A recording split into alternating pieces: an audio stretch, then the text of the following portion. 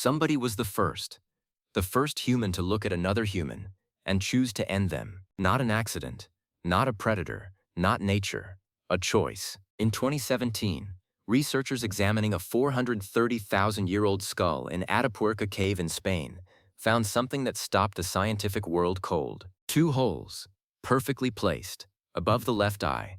The same weapon, the same angle, twice. This wasn't an accident. This wasn't a fall. This was an execution, the oldest evidence of deliberate killing in human history.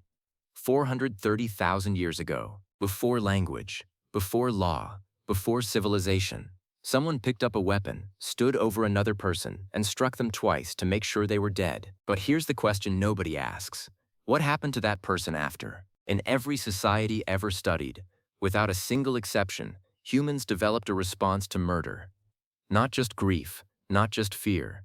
Punishment. The instinct to punish a killer is so deep, so universal, that anthropologists now believe it predates language itself. You didn't learn that murder was wrong.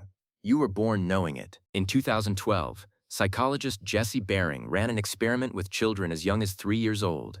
He showed them a scenario where one figure deliberately harmed another. The children didn't need to be told it was wrong. They already knew. They demanded punishment. 3 years old, but here's where it gets complicated. Because the first murderer wasn't always punished. Sometimes, they were celebrated. In 2010, anthropologist Samuel Bowles analyzed skeletal remains from 21 prehistoric sites. In some populations, as many as 30% of adult males showed evidence of violent death. In those societies, the best killers weren't outcasts.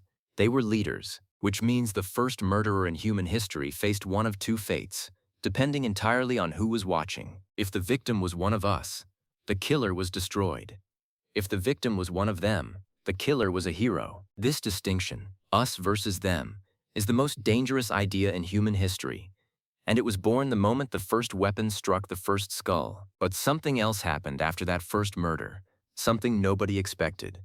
Guilt. In 2019, neuroscientists mapped the brain activity of participants who were made to believe they had harmed someone. The result was immediate and universal. Heart rate spiked. Cortisol flooded the system. The body physically reacted to causing harm, even when it wasn't real. Your brain is hardwired to feel the weight of hurting another person. This is the system that kept human groups alive. A species that felt nothing after killing its own members would have destroyed itself. The guilt you feel when you harm someone is 430,000 years old. But here's the darkest part. That guilt can be switched off. In 1971, Philip Zimbardo ran the Stanford prison experiment. Within 6 days, ordinary college students were committing acts of psychological torture against each other. Not psychopaths, not criminals. Students.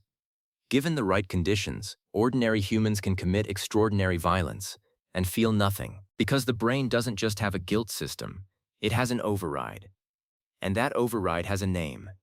Dehumanization. The moment you stop seeing the person in front of you as a person, the guilt circuit goes dark. This is how the first murder became the second, and the second became the 100th, and the 100th became war. Every atrocity in human history began with the same neurological event. Someone looked at another human being and stopped seeing a human being. But for every skeleton with skull fractures, there is another skeleton that survived them. Healed wounds, bones that knit back together after violence, meaning someone took care of them. Someone who could have let them die, chose not to. Violence and compassion, side by side, for 430,000 years. This is not a contradiction. This is the human condition. We are the species that invented murder, and we are the species that invented mercy, both on the same day, both with the same hands. So the next time someone tells you that humans are fundamentally violent, remember the skulls that healed. And the next time someone tells you that humans are fundamentally good, remember the 2 holes above the left eye. We are not one thing. We have never been one thing. We are the animal that can do both. And the only question that has ever mattered, the question your ancestors asked around every fire for 300,000 years, is which one we choose.